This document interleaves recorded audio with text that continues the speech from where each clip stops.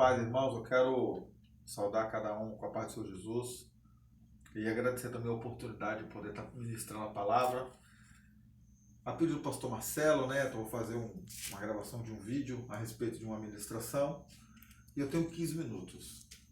Quero falar hoje sobre compreendendo a vontade de Deus. Precisamos entender que Deus ele tem as suas vontades e as vontades dele são soberanas sobre nós. E eu queria compartilhar uma leitura da palavra que fica em Deuteronômio, capítulo número 34, a partir do versículo 1.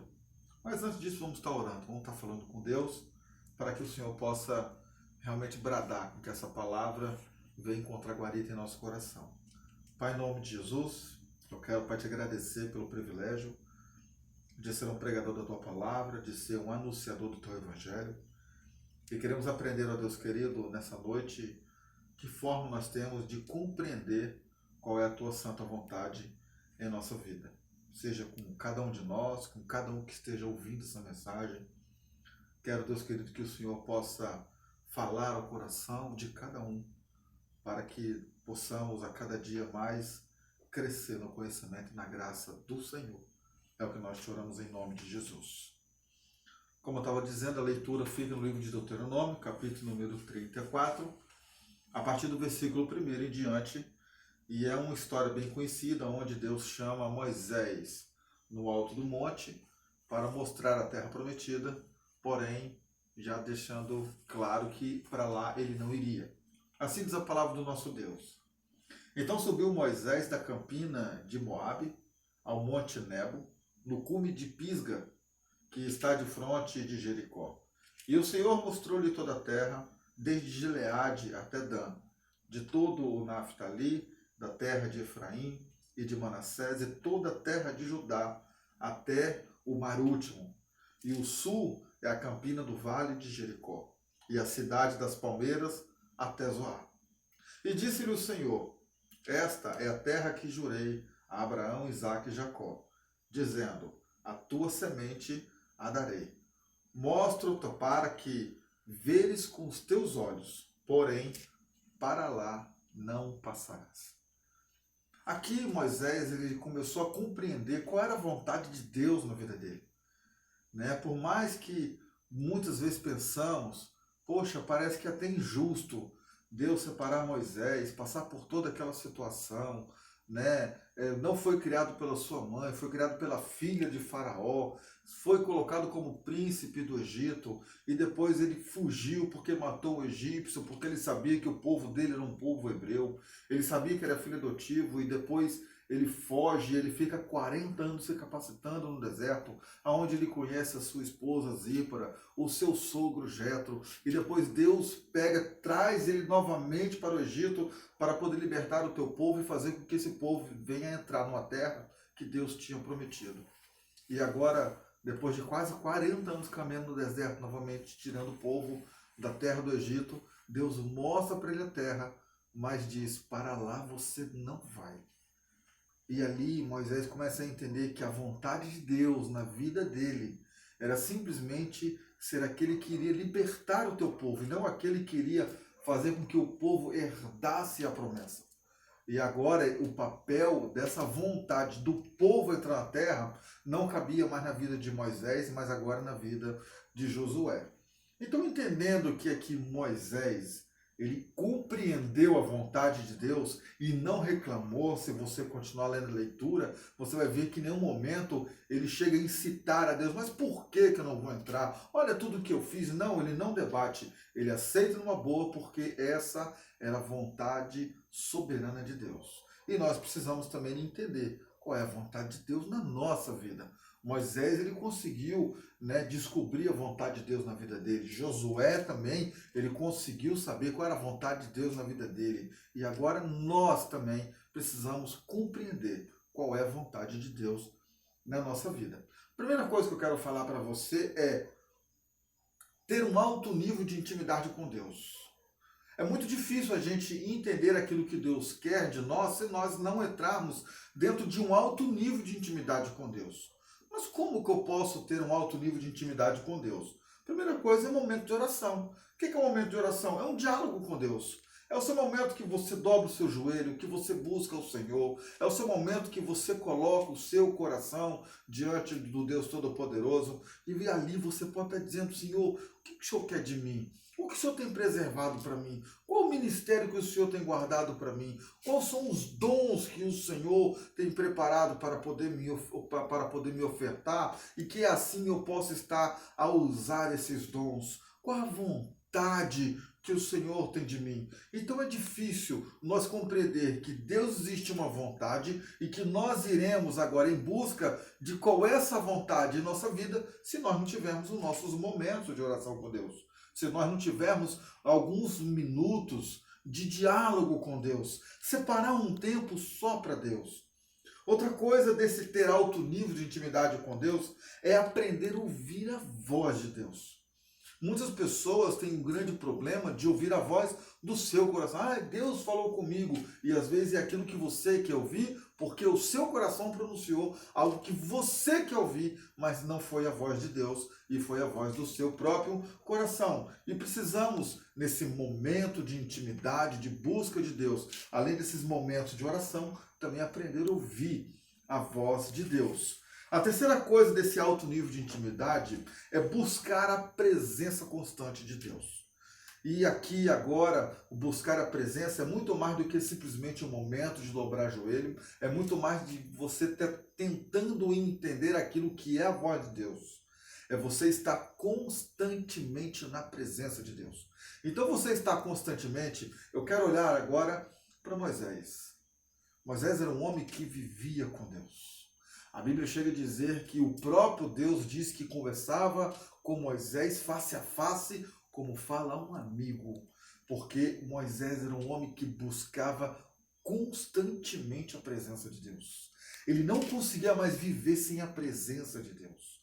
Aonde ele estava, ele falava desse Deus. Aonde ele andava, ele estava sempre conversando a respeito desse Deus. Isso é um alto nível de intimidade. Ele conhecia Deus porque ele orava a Deus, ele ouvia a Deus e agora ele também estava buscando constantemente essa mesma presença de Deus.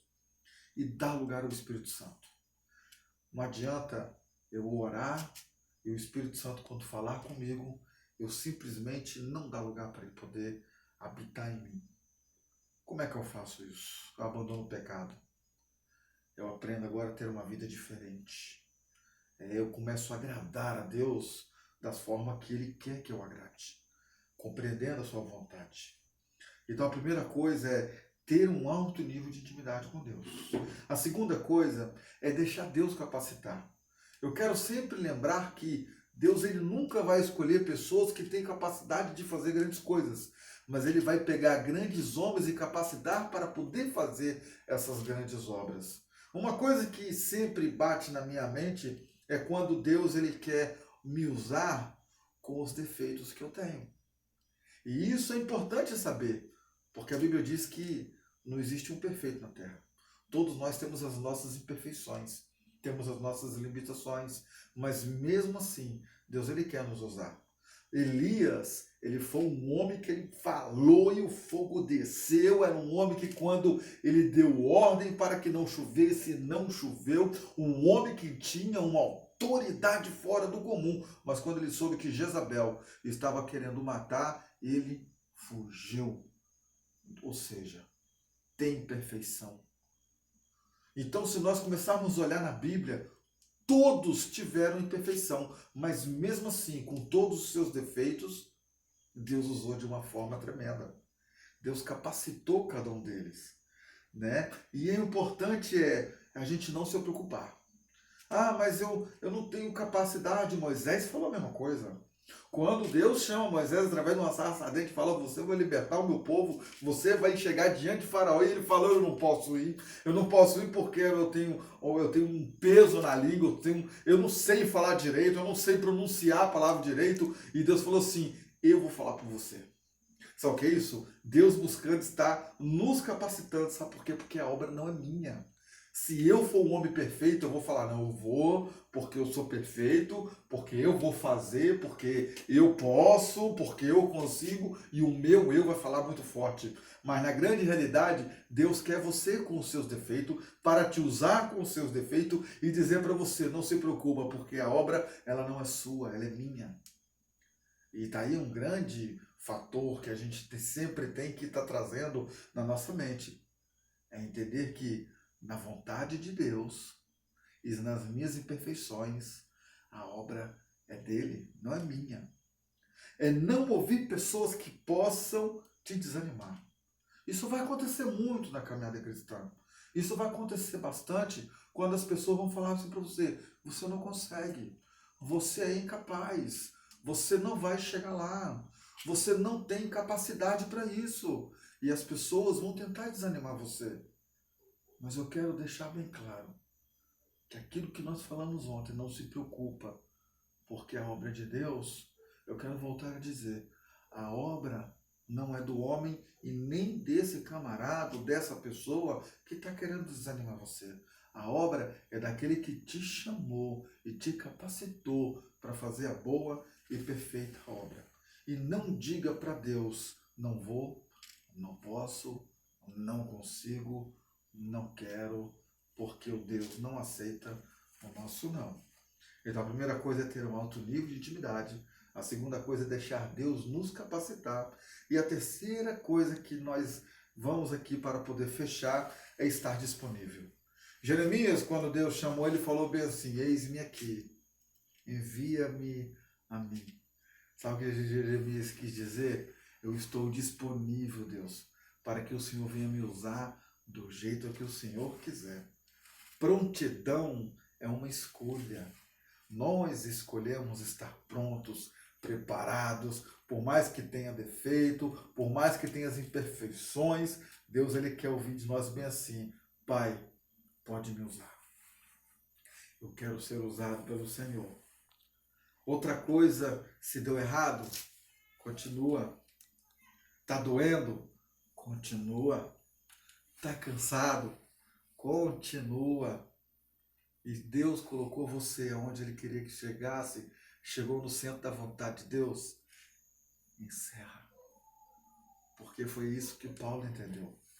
Paulo falou: olha, combati o bom combate, encerrei a minha carreira e guardei a minha fé. Sabe, nós não podemos nunca perder a fé, a esperança, que nós temos que chegar aonde Deus quer que nós venhamos a chegar. E outra coisa, você não vai ultrapassar aquilo que Deus quer que você paralise.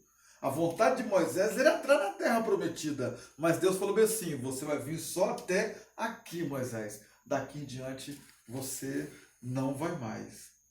Romanos capítulo 8, sabemos que todas as coisas contribuem para o bem daqueles que amam a Deus e daqueles que são chamados para o seu propósito. Deus tem um propósito para você. Deus tem um propósito para mim. Deus tem uma vontade soberana sobre a sua vida.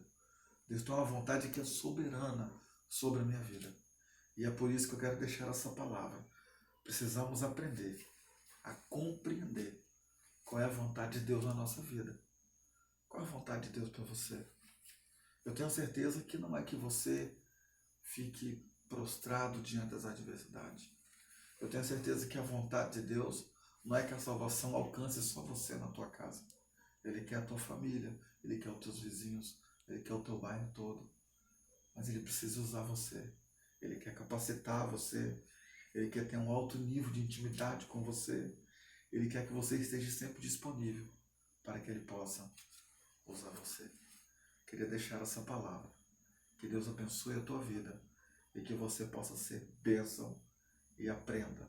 Deus tem uma grande vontade e é soberano sobre a tua vida. Deus abençoe a tua vida. Em nome de Jesus.